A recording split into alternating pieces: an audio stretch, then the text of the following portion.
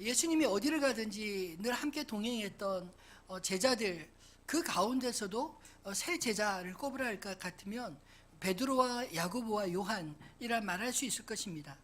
근데 그 중에 두 사람의 이야기가 오늘 본문에 기록되어 있습니다.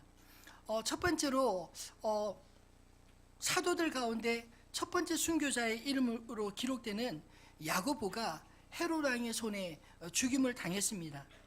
그러자 많은 유대인들이 그 헤롯의 한 일을 오히려 기뻐하고 헤롯에게 지지를 보내자 헤롯은 그 다음에 이제 예수님의 수제자 베드로를 잡아서 이제 가두고 죽일 계획을 세웠습니다. 사실 오늘 본문의 이 앞부분의 내용들은 매우 위태로운 그런 교회의 모습을 이야기하고 있지 않을까요? 아마도 예루살렘 교회에 찾아온 가장 큰 위기의 순간이었을 거라 생각이 듭니다.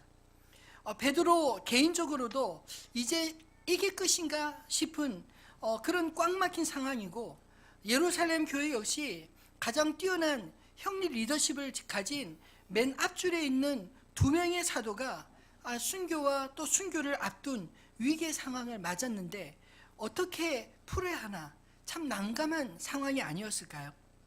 근데 오늘 우리는 본문 말씀을 통해서 이런 가장 위태로운 순간, 가장 놀라운 방법으로 베드로를 구원하신 하나님을 만나게 됩니다.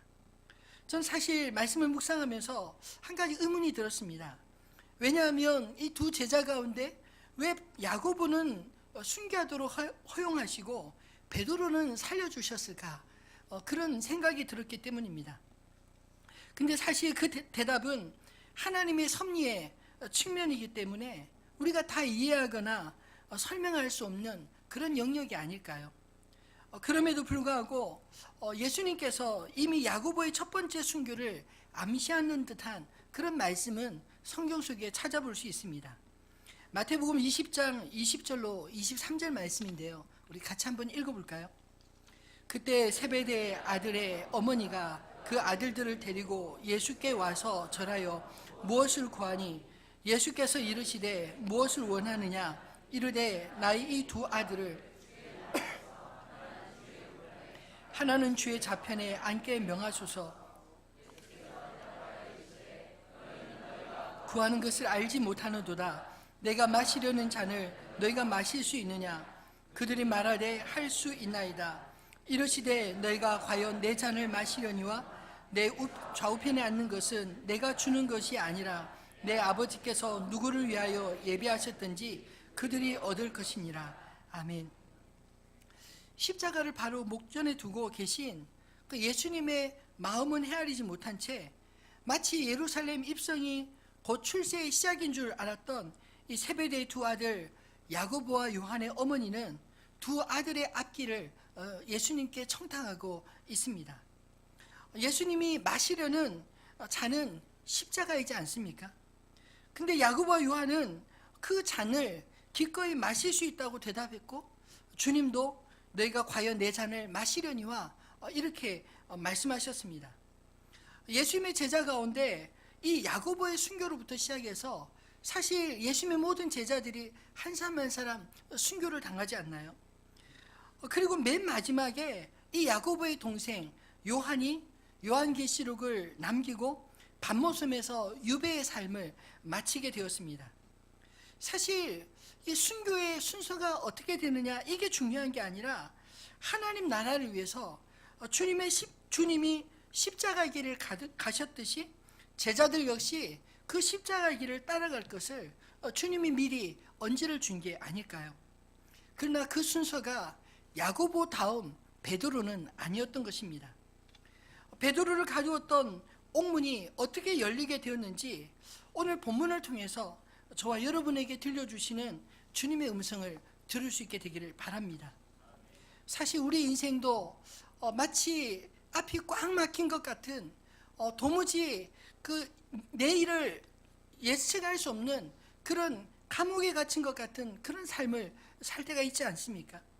우리 인생의 그런 답답한 옥문들도 주님 안에서 열려지는 은혜가 오늘 저와 여러분 안에 있어지기를 소원합니다. 저는 말씀을 묵상하면서 옥문을 여는 기도라는 제목을 붙여봤지만 사실 이 말씀은 우리가 어떻게 기도해야 하는가라는 말씀이라기보다 우리가 하나님을 어떤 분으로 믿고 기도해야 하는가 그것을 보여주시는 말씀이라고 생각합니다.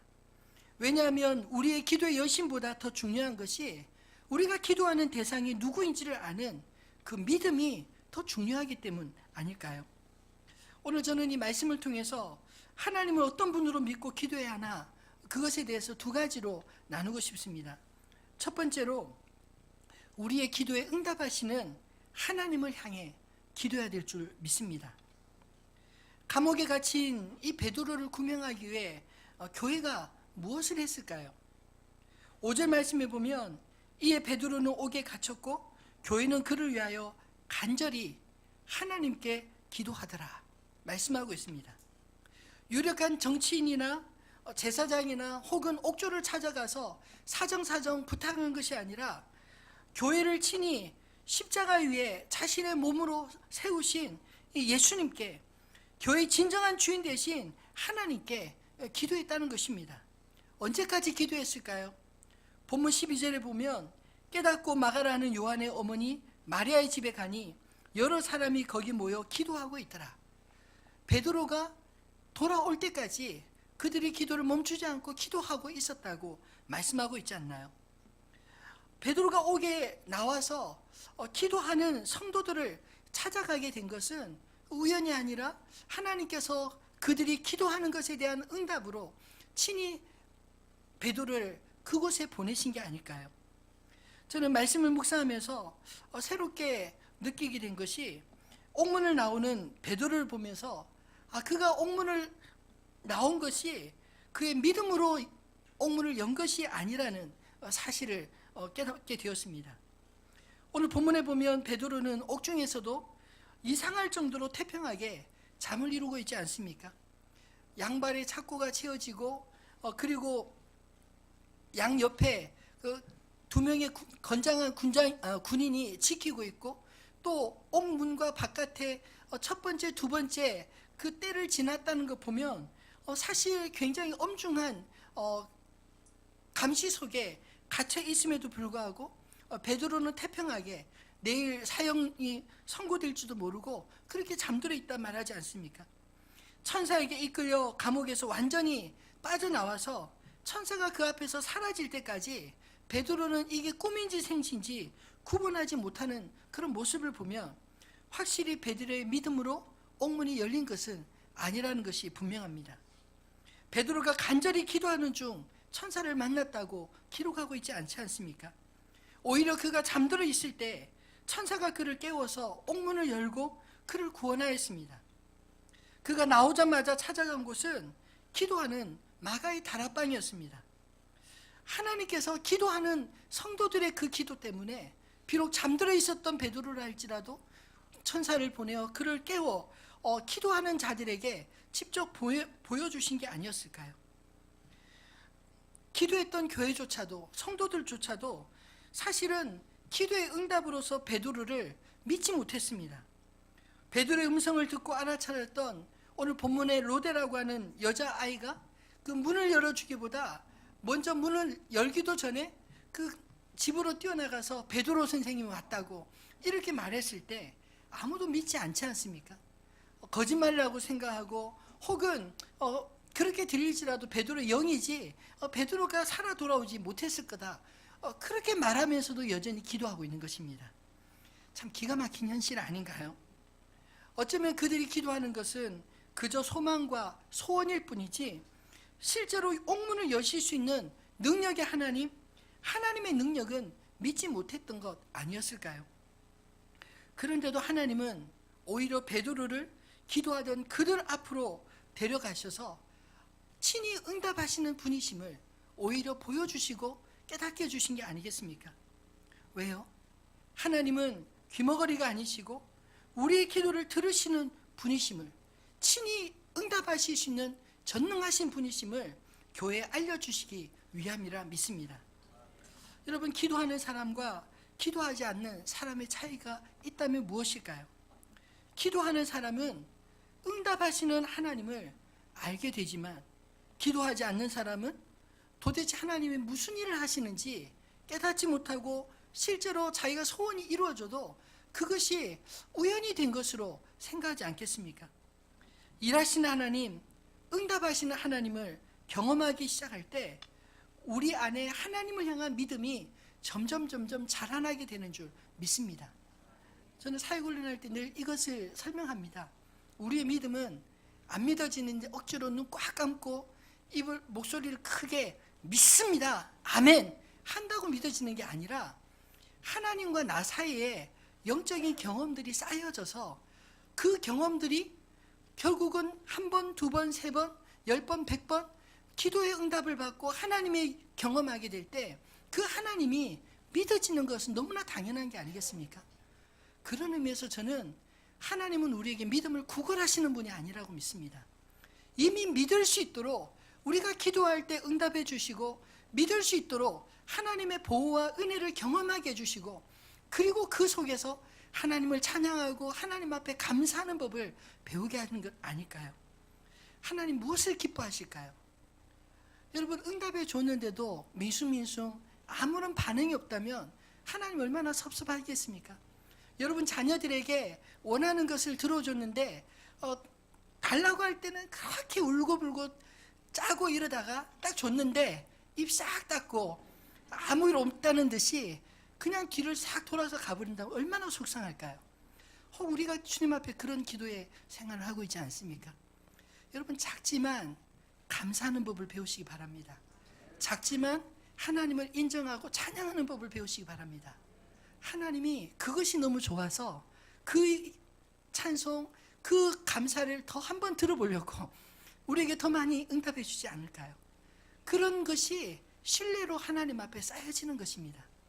제가 저희 아이들을 키우면서 보니까 정말 반응하는 아이가 훨씬 하나님의 은혜를 잘 경험하더라고요. 부모와 자식 간에도 반응을 잘하면 관계가 점점 좋아지더라고요. 근데 별로 반응이 없으면 맹숭맹숭해지는, 저만 그런가요? 여러분도 그걸 느끼지 않습니까? 여러분 응답하시는 하나님 앞에 우리가 구할 때 응답해 주십니다. 응답해 주실 때 감사하고 찬양하면 하나님의 은혜, 하나님의 응답을 더 깊이, 더 많이 경험하게 되어질 줄로 믿습니다. 두 번째로 기도할 때 악한 의도를 깨트리시는 그 하나님께 기도하시기 바랍니다. 오늘 본문의 전체적인 맥락은 사실 베드로의 이야기 같지만 그 앞과 뒷문을 말씀을 자세히 살펴보면 이 헤롯 왕의 악한 꾀를 하나님이 어떻게 막으시는가, 이것이 사실은 주목할 메시지라고 생각합니다. 왜냐하면 오늘 본문에 또 헤롯에 대한 이야기 나오고 다음 주에 살펴본 이 사도행전 12장 후반절에도 보면 헤롯이 어떻게 죽음을 맞이하는가 그 이야기가 나오는데 결국 그동안 잠잠하던 헤롯의 이야기를 왜 등장시키고 있을까요? 악한 자의 악한 의도를 하나님이 어떻게 막으시고 하나님의 교회를 어떻게 하나님이 지키시고 보호하시는가, 하나님의 종들을 어떻게 지키시고 세우시는가, 그것을 말씀하고자 하는 게 아니겠습니까? 예수님의 십자가 처형에는 마치 방관자처럼 보였던 이 헤롯 왕이 왜 이처럼 교회를 핍박하게 되었을까요? 3절에 그 이유가 나와 있습니다. 유대인들이 이 일을 기뻐하는 것을 보고 베드로도 잡으려 할세 때는 무교절 기간이라. 앞서 그 예수님의 제자 가운데 이 야고보를 죽이고 나니까 유대인들이 더 열광을 하는 겁니다. 그러니까 그것이 좋아서 자기를 지지하는 그 사람들의 지지를 받고 싶어서 이제 그 다음 차례 준비하고 집행하려고 했던 것입니다. 여러분 정치인들은 여론에 참 민감하지 않습니까? 최근에도 대통령 지지율에 대해서 매일같이 기사가 나오고 있더라고요. 왜냐하면 그런 지지율이 곧 그 정권을 유지하는 힘이라고 생각하기 때문이죠. 근데 사실 당시에 왕의 정통성이 부족했던 이 헤롯 왕으로서는 더더욱 백성들이 자기를 좋아할 수 있는 일들을 만들기를 원하지 않았을까요? 그에게 사도들이 전해준 진실과 그들의 생명은 안중에도 없었습니다. 단지 자기에게 득이 되느냐 실이 되느냐 그것밖에는 생각하지 못한 것입니다. 그럼 이렇게 교회를 박해하던 헤롯의 계획은 성공했을까요? 결과적으로 그의 계획은 하나님의 개입하심으로 성공하지 못했습니다. 베드로를 위한 교회의 중보 기도와 하나님이 교회를 보호하시기 위해 친히 그 헤롯의 악한 꾀를 깨트리시기 위해 천사를 보내셨다고 말씀하고 있습니다. 베드로가 꿈인지 생시도 모르고 따라간 그 길은 마치 소돔과 고모라 성에서 롯의 가족들의 손을 잡아 이끌었던 천사의 이끌림과 같지 않나요? 하나님은 악한 자의 의도대로 되도록 역사를 방치하지 않으시는 줄을 믿으시기 바랍니다. 우리는 이해할 수 없지만 이 모든 것을 합력하여 선을 이루시는 하나님을 신뢰하시기 바랍니다. 수많은 정복자들이 자신의 성공을 자랑해 왔지만 그들의 실패는 역사 속의 한순간의 실패로 끝나지 않았습니까? 그러나 교회를 보십시오. 오히려 2000년을 통해 수많은 박해와 위협을 받아왔지만 지금까지 복음은 더 넓은 곳으로 더 많은 사람들에게 증거되고 주님의 역사의 증거로 교회들이 하나하나 이 땅에 세워지고 있지 않습니까? 악한 자의 악한 의도를 깨트리시는 하나님을 믿음으로 여러분이 처한 악한 환경에서도 포기하지 않는 기도의 사람 되시기를 주님의 이름으로 축원합니다. 세상은 하나님이 없다고 부정하지만 하나님은 자신의 교회와 자기 종들을 통해서 하나님 자신을 증명하기를 원하십니다. 저희 집 막내가 고등학교 2학년인데 반 친구들 중에 믿는 친구들이 별로 없습니다. 요즘 학교 환경이 그렇습니다. 아이들과 이야기를 하다가 신앙 이야기가 나오면 아이들이 얘한테 물어본대요. 왜냐하면 그래도 목사들인 줄 아니까 물어보는데, 그래서 이것저것 설명해 주고 났더니 한 친구가 반에서 다 들리듯이 들리게 이런 이야기를 하더래요. 상훈아, 근데 너 하나님 없는 거 알지? 이런 식으로 아이에게 이야기를 한다는 거예요. 오늘 우리 시대가 하나님이 어디 있어? 있으면 한번 보여봐. 조롱하는 세상에 하나님을 증명하며 살아야 되는 그런 시대를 저와 여러분이 살아가고 있는 건 아닐까요? 지난주 저희 큰 아들 녀석이 오랜만에 휴가를 나와서 1년 됐는데 2번밖에 휴가를 안 나왔습니다. 휴가를 한 달이나 더 남겨두고 그래서 그 아이가 와서 아이와 함께 놀아주느라 지난주에 못 쓰던 휴가도 좀 며칠 쓰고 그랬는데 아이들과 함께 오랜만에 가족이 다 모였으니까 올레 TV로 영화를 한 편 봤습니다. 광고하는 겁니다. 그 신은 죽지 않았다 3탄 그 영화를 그 아이들과 함께 봤는데요. 자세한 내용은 영화 보시라고 다 설명을 못 드리겠고 간단한 내용을 말씀드리면 대학 내에 중간에 있는 그 교회를 옮기려는 그 학교와 학생들의 요구에 맞서서 이 법적 공방까지 불사하며 지켜내려고 하는 어느 목사의 다툼을 소재로 그린 이야기입니다. 저는 보는 내내 세상의 언어로 잘 설명하지 못하고 이 사람들이 목말라하는 이 사랑의 언어를 사용하지 못할 때 이 목회자가 세상의 조롱거리가 되고 지기만 하는 그런 목사의 이야기가 왠지 남의 나라 이야기 같지 않게 들렸습니다. 어느덧 교회가 이 기득권을 가진 그런 입장이 되어버려서 역사와 전통만 자랑하다가 지키기 위해 싸워야 하는 그런 처지가 된 것이 참 안타까웠습니다. 세상에 하나님이 어디 있느냐라고 외치는 것은 사실은 하나님의 교회와 목회자와 또 성도들이 하나님이 살아계신 것처럼 경외함과 경건하게 살지 못하면서 이 말로만 복음을 외쳤기 때문에 이런 현상들이 일어난 건 아닌가요? 영화의 한 대사가 마지막에 참 마음에 울림으로 남았습니다. 이 목사의 고발로 교회를 실수로 불을 낸 그 친구가 감옥에 갇히게 되었습니다. 근데 이 감옥에 가 있는 친구를 대신해서 한 아이가 목사님에게 이런 이야기를 하는 겁니다. 그 아이는 이제까지 사람들에게 이 사랑과 용납을 받아본 적이 없어요. 목사님에게 정말 그 아이가 원하는 것은 용서받는 거예요. 그런 겁니다. 여러분, 우리는 세상과 어떻게 싸워야 합니까? 우리의 싸움은 혈과 육에 대한 것이 아니라 하나님을 대적하는 악한 영들과 싸우는 것임을 기억하시기를 바랍니다. 똑같은 방법으로 싸우면 이기는 게 아니라 지는 것입니다. 오히려 그들이 정말로 목말라는 복음, 여러분, 오늘 이 시대의 모든 사람들이 영적으로 피폐해져 있지 않습니까? 사랑에 목말라 있지 않나요? 수많은 정보들을 들으며 무엇이 진리인지 알지 못해서 방황하고 있지 않습니까? 그래서 잘 살게 되었는데도 불구하고 조그만 일에도 참지 못하고 자살하는 그런 충동에 빠지는 그런 시기를 우리가 살아가고 있지 않나요? 그들에게 복음이 필요합니다. 그들에게 어떤 복음이 필요한가요? 하나님의 사랑과 용서의 복음이 필요하다고 믿습니다. 어느 누구에도 용서받아 보지 못한 그 아이에게 정말 필요한 것은 목사님 용서해요. 이 한마디가 그 목사의 마음을 녹여냅니다. 그리고 양쪽으로 데모하면서 갈라선 그 군중들 앞에서 그 아이를 이거 다 스포를 해버리네. 그리고 하여튼 해피엔딩으로 끝납니다.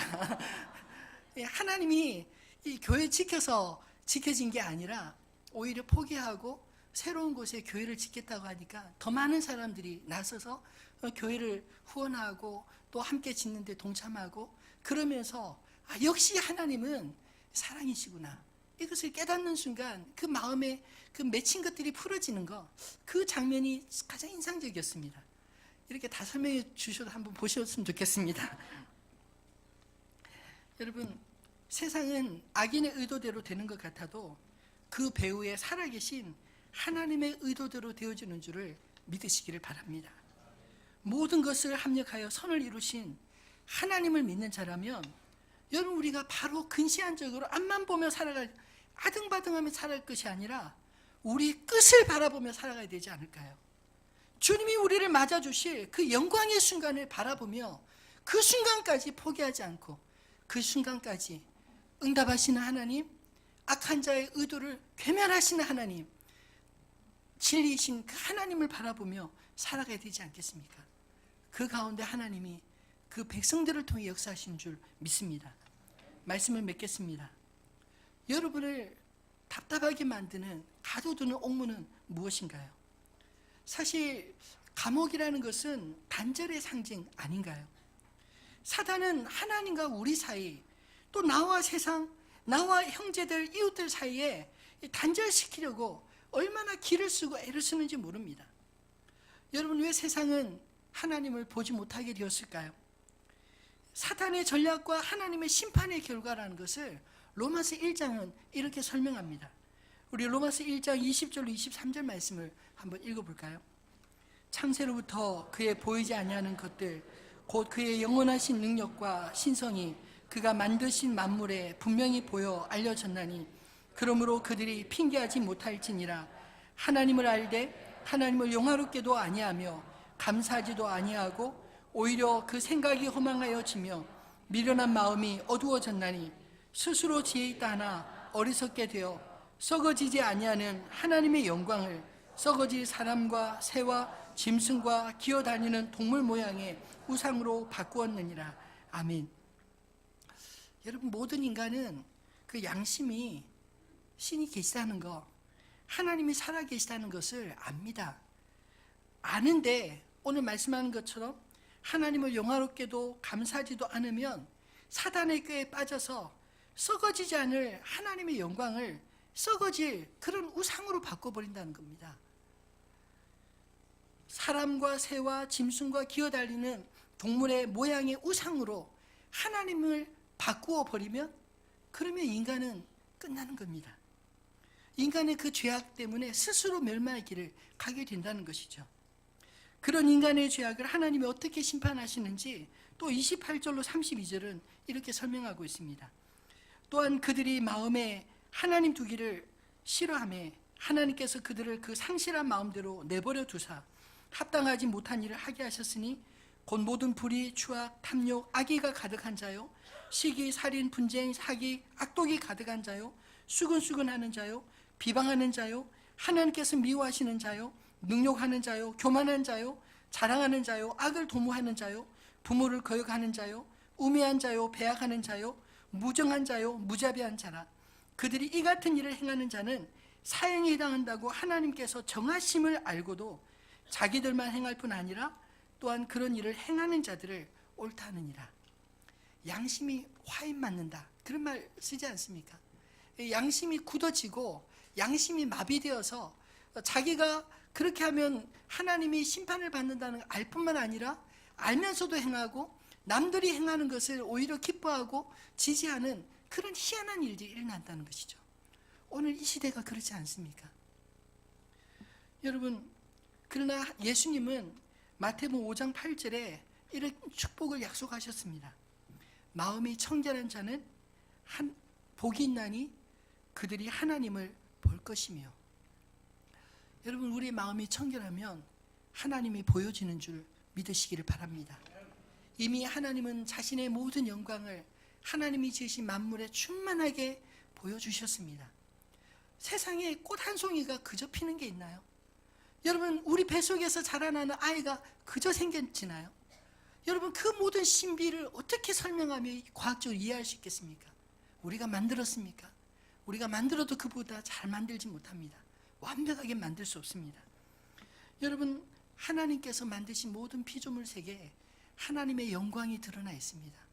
그 하나님의 영광을 기뻐하고 찬송하고 하나님께 감사하며 살아갈 때 하나님이 그의 인생 가운데 충만히 임하시는 줄 믿으시기 바랍니다.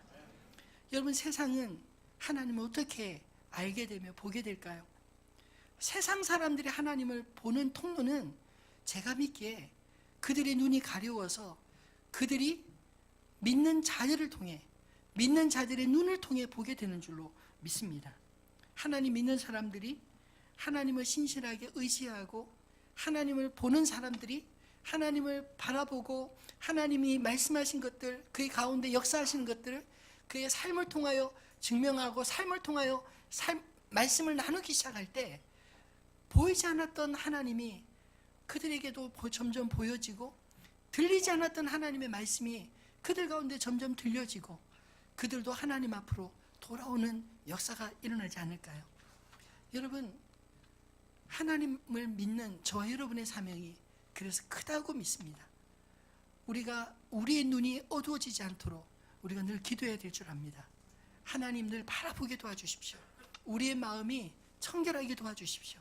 악한 것들이 거짓으로 거짓말을 수없이 뱉어놓았는데 그것들에 우리가 사로잡히지 않도록 하나님 축복해 주시옵소서. 내가 주를 보기를 원합니다. 주의 말씀이 내 삶 속에 실현되고 하나님의 역사하심이 나를 통해 드러날 수 있도록 하나님 축복하여 주옵소서. 그런 마음으로 주님 앞에 이런 찬송을 불렀으면 좋겠습니다. 우리들의 찬양 178장인데요. 이 가사 내용이 참 마음에 확 와닿습니다. 우리는 기대하고 기도하며 기다리네. 주께서 이 땅 고치실 것을. 여러분, 하나님께서 이 땅을 축복하시고 이 땅을 고치시기를 원하시는 줄을 믿으십니까? 우리가 원하는 것보다 하나님 더 원하십니다. 하나님 자신을 이 땅에 나타내기를 원하신다고 믿으십니까? 예, 저는 믿습니다. 누구를 통해서요? 믿는 저와 여러분을 통해서 하나님의 교회를 통해 하나님이 증거되기를 주님이 원하시고 고대하실 줄 믿습니다. 그것을 위해 우리가 함께 기도해야 될 줄 압니다. 함께 이 찬양 부르겠습니다.